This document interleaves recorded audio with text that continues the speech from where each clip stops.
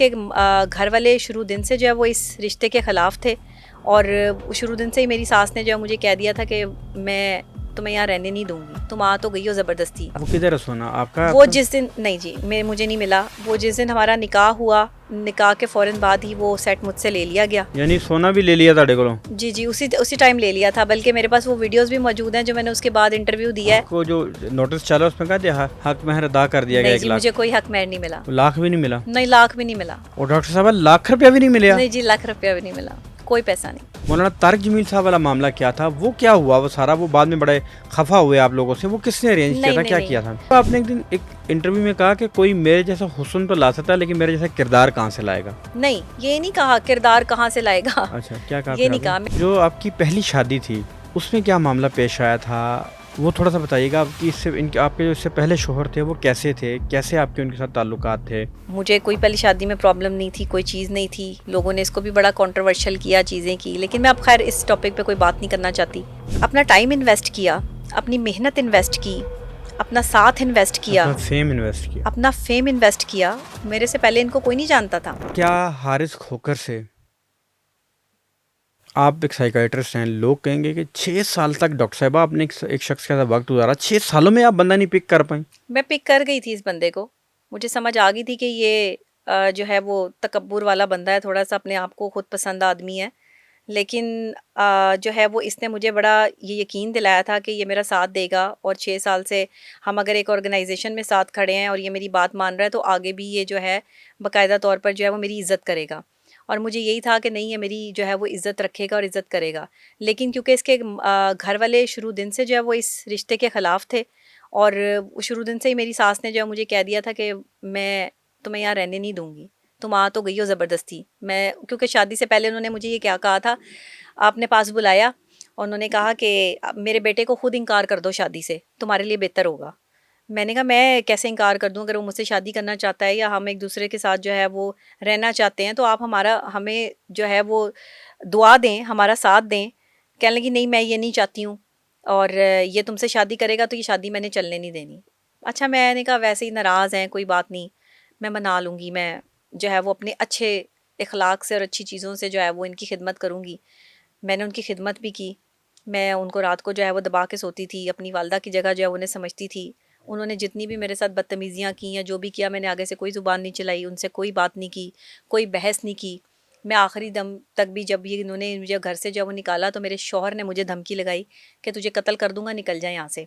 अब वो मुझे घर से क्यों निकालना चाहता था, उन्होंने मुझे घर से क्यों निकाला और फिर घर में वापस क्यों नहीं आने कब दिया? निकाला डॉक्टर साहब आपको?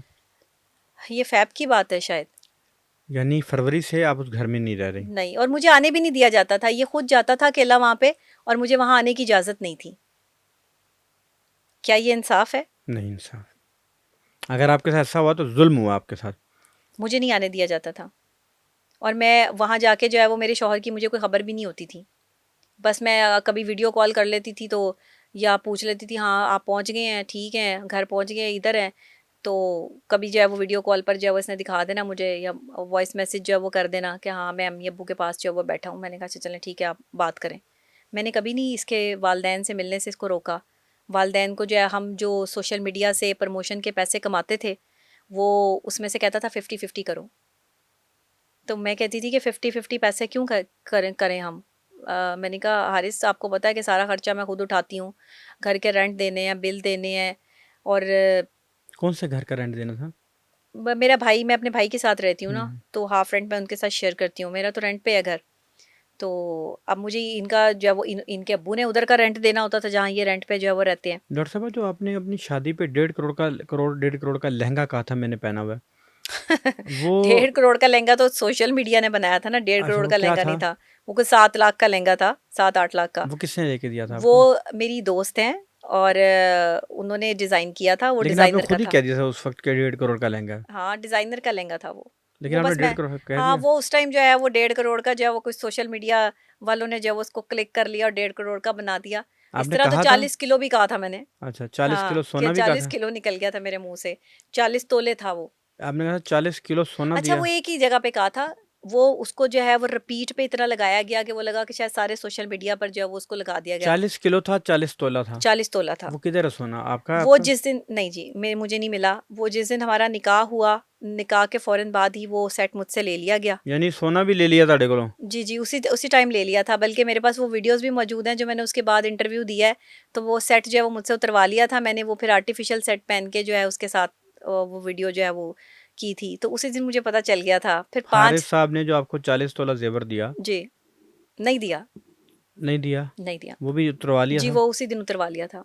वो तो आपने आपके निकाहनामे में लिखा हुआ था वो? नहीं, निकाहनामे पे नहीं लिखा हुआ था, वो तो प्रमोशनल सेट था। तो वो उतरवा लिया था उन्होंने। मैं बड़ी खुश हो रही थी कि मुझे 40 तोले पहना हुआ, इसी खुशी में तो मैंने 40 किलो बोल दिया था। मुझे क्या पता था कि ये बाद में जो है वो उतरवा लेंगे सेट। ओहो हो। वो तो उसी दिन से जो है वो नाइंसाफ़ी शुरू हो गई थी।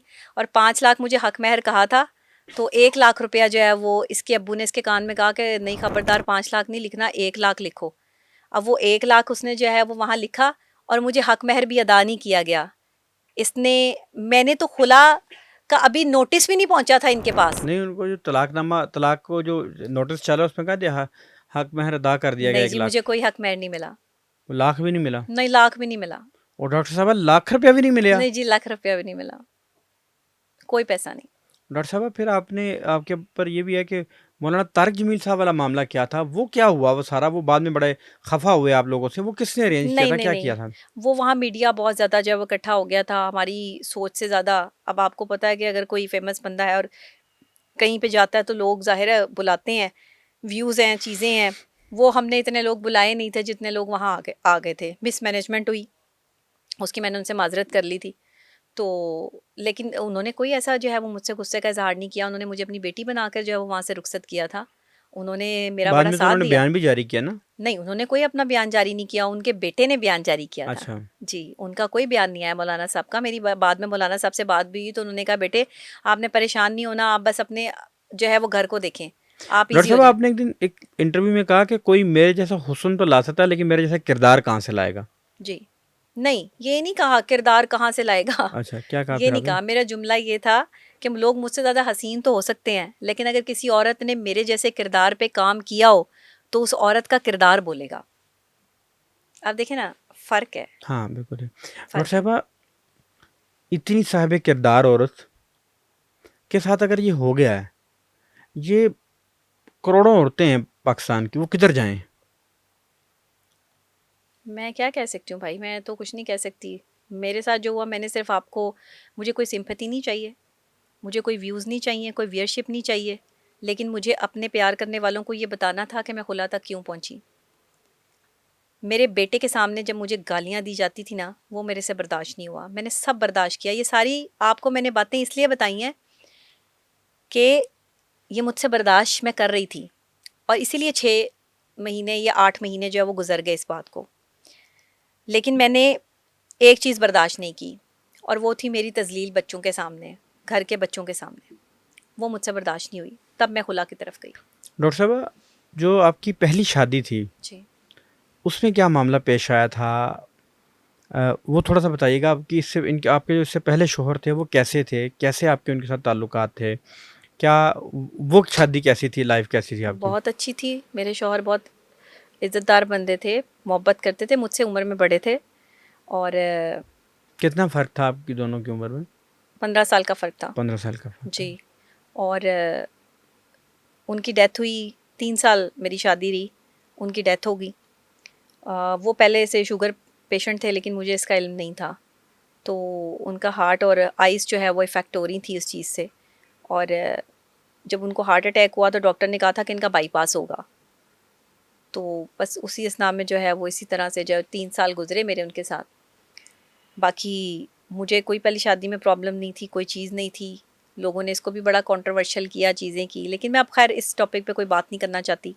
जो चीज़ें इस वक्त जो है वो करंट सिचुएशन जो है वो चल रही है, उसमें मैं अपना डिसीजन ले चुकी हूँ।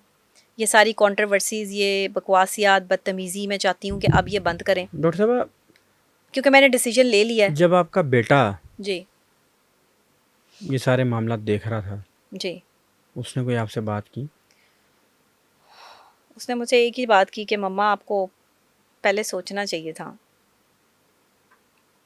आपको बाबा लाने से पहले मेरे लिए सोचना चाहिए था कि ये आपकी इज़्ज़त नहीं करते,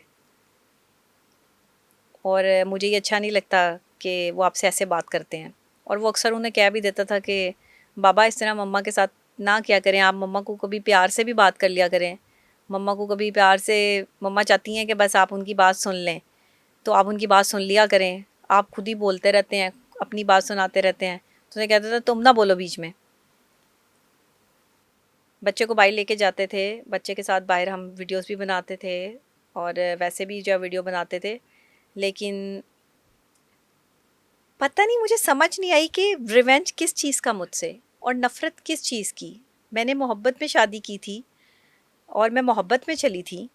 मैंने अपना टाइम इन्वेस्ट किया, अपनी मेहनत इन्वेस्ट की, अपना साथ इन्वेस्ट किया, अपना फेम इन्वेस्ट किया। अपना फेम इन्वेस्ट किया। मेरे से पहले इनको कोई नहीं जानता था, इनकी कोई वक़्त कोई हैसियत नहीं थी।